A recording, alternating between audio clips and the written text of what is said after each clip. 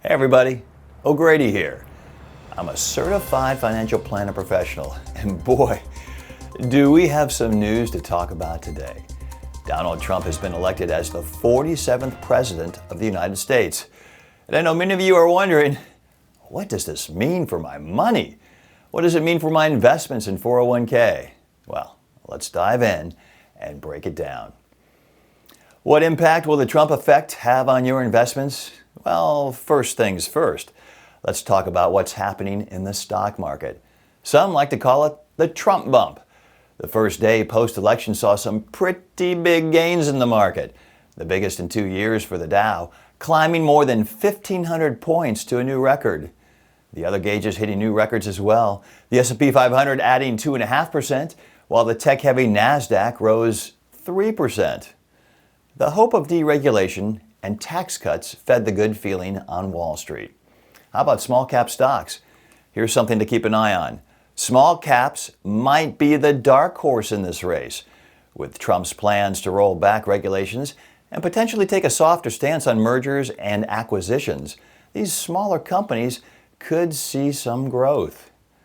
How about sectors? Energy stocks, especially oil and gas, might get a boost from a more industry-friendly regulatory environment. Banking stocks are also getting some love with the prospect of looser regulations and higher interest rates. On the flip side, renewable energy companies might face some headwinds there.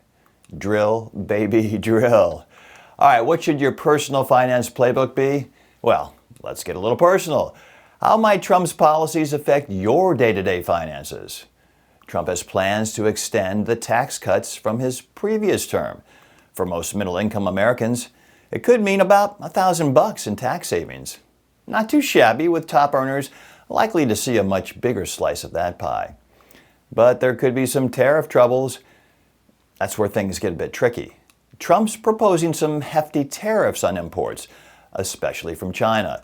This could mean higher prices on everyday items like appliances, furniture, and even some medications. It's like a hidden tax in your shopping cart. And how about housing? For those of you thinking about moving or refinancing, if Trump's policies lead to higher inflation, we might see a bump in interest rates.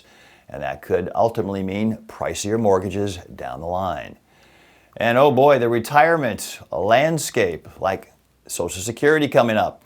If you're already taking Social Security or on the final approach to landing there, let's say you're in your 50s or early 60s, what does the Trump win do for that?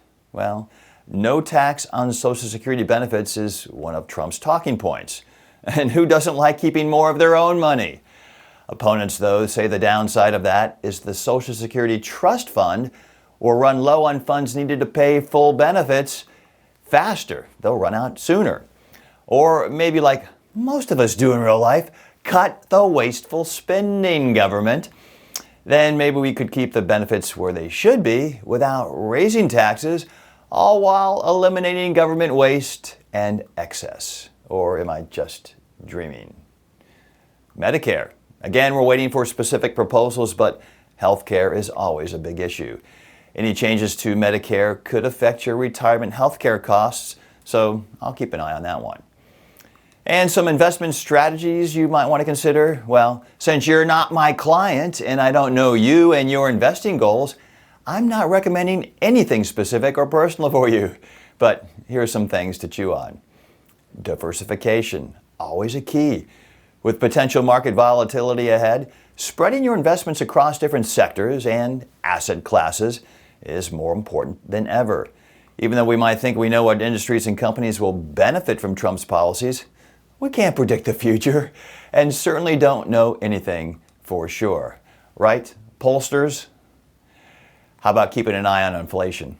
With talks of tariffs and potential economic changes, inflation could become a bigger factor. Consider investments that historically have done well during inflationary periods. And yeah, stay informed, but don't panic.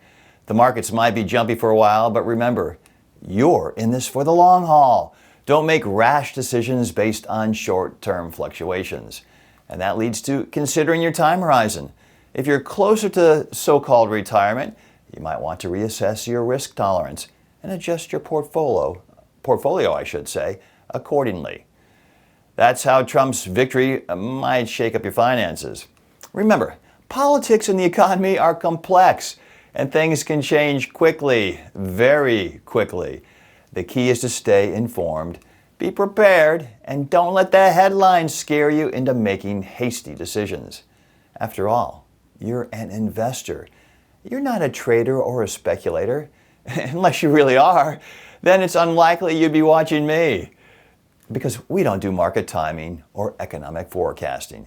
We're buyers of the great companies of America and the world. And then most of the time, we hang on to them. Your financial journey is a marathon. It's not a sprint. Keep your eyes on your long-term goals, and don't be afraid to reach out to a financial professional if you need some guidance navigating those choppy waters. And as always, I'm here to help you make sense of the dollars and cents in this crazy, crazy world of ours. If you found this helpful, a like and a subscribe helps the algorithm sort things out and shows the information to more folks. And leave a comment with your thoughts or questions. In the meantime, I'll see you in the next episode.